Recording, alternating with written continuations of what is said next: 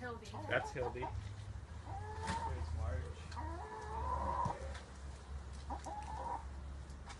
We just wanted to be more sustainable, and we went on to this garden tour last year and found out that other people were doing it successfully, and we spoke to our neighbors before venturing into the process, and they were all on board with us doing that.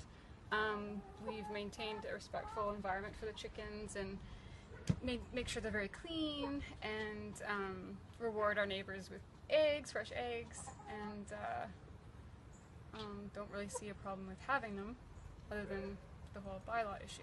But I think as long as you're respectful, shouldn't really be a problem.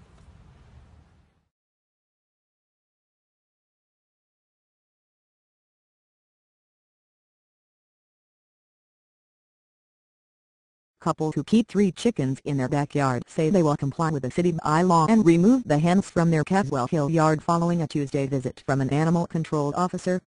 Ken and Darky Earl had already purchased an acreage and will move their new chicken coop next week.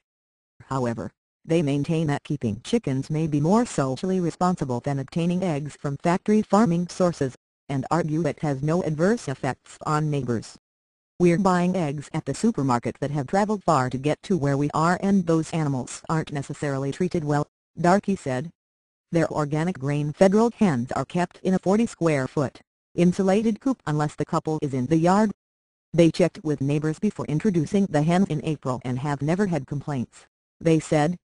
Count Eric Olauson said he believes people who want to raise chickens should go live on a farm. "Legalizing chickens would open the city of Saskatoon to liability," he said. "Somebody's chickens freeze in the winter. Is it our fault?" Olauson said. "We asked, why did you let that happen?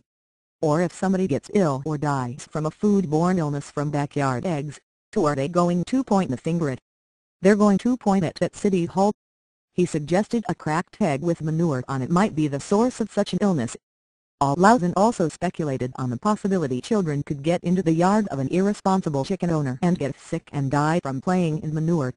"Regulating chickens is not a city responsibility," he said. "We're here to look after infrastructure, copes, firemen and trash. That's what we're here for," Olauson said.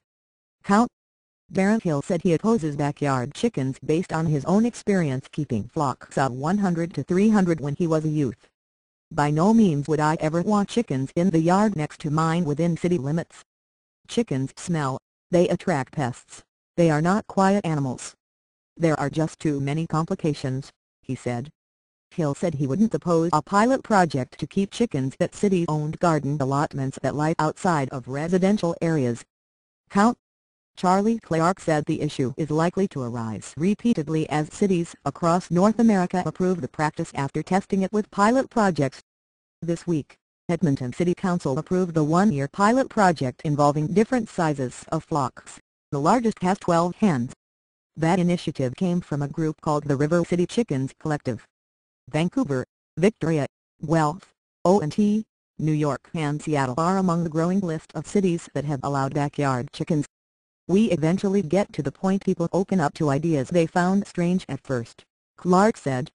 He once lived next to people who kept 3 chickens and found they had almost no impact on the neighborhood, he said.